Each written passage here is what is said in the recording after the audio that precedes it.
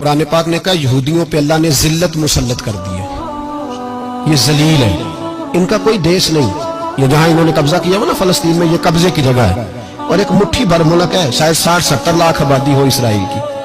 اگر امریکہ اس کی مدد نہ کرے تو اسرائیل قائم نہیں رہ سکتا۔ اور اس کے گرد 12-14 اسلامی ملک ہیں۔ بیت المقدس مسجد اقصی معمولی جگہ نہیں۔ حضور نے فرمایا 3 سفر کرو تو سمجھنا ہم عبادت کر رہے ہیں۔ کون کون سے؟ فرمایا اگر بیت اللہ جاؤ تو عبادت سمجھ کے جانا، مسجد نبوی کی طرف جاؤ تو عبادت ہے، اور مسجد اقصی کی طرف جاؤ تو یہ بھی عبادت ہے۔ اور فرمایا مسجد اقصی میں جس نے ایک نماز پڑھی اسے 25,000 نمازوں کا ثواب ملے گا۔ یہ وہ مسجد ہے جس کے ساتھ معراج شریف جڑا ہوا ہے۔ قرآن پاک نے کہا کہ اس مسجد میں سبحان اللہ اسریٰ بعبدہ لیلا من المسجد الحرام الی المسجد الاقصی۔ مسلمانوں، قرآن کہتا ہے کہ تمہارے معراج کی شان رسول پاک کی مسجد اقصی سے جڑی ہے۔ جس محبوب کو رب معراج کرائے تو مسجد اقصی میں لا کے کرائے۔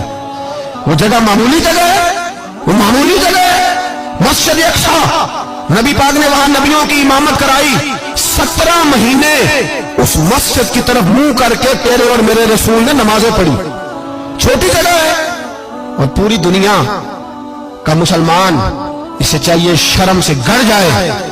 ایک امریکہ کا صدر بول کے کہتا ہے کہ اسرائیل کو اجازت ہے اسے دارالحکومت بنائے، اور مسلمان حکمران بیان دے رہے ہیں ظالموں، لٹیروں، تم اپنی سیاستیں چمکانے کے لیے پہلے ایک دوسرے کو گالیاں دیتے ہو، پھر اکٹھے بیٹھ جاتے ہو نمبرنگ کرنے کے لیے۔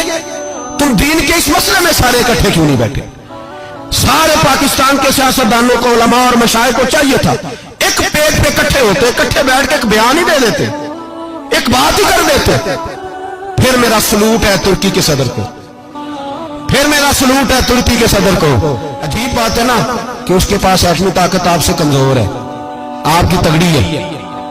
اس کے پاس جو فوجی طاقتیں ہیں وہ اپنی جگہ پر آپ کی فوجی طاقتوں کا لوہا مانتی ہے دنیا، لیکن پھر مجھے کہنے دو نا، میدان میں بندہ ایٹمی طاقت سے نہیں لڑتا، ایمان کی قوت سے لڑتا ہے۔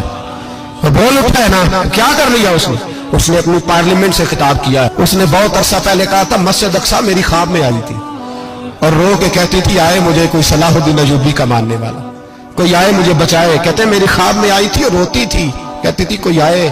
اور ایک شاعر نے کہا ہے مسجد اقصی نبی پاک کو بھی بلاتی ہے، کہتی ہے ایک بار پھر طیبہ فلسطین میں آ، راستہ دیکھتی ہے پھر مسجد اقصی تیرا، ایک بار پھر سے طیبہ سے فلسطین میں آ، راستہ دیکھتی ہے پھر مسجد اقصی تیرا۔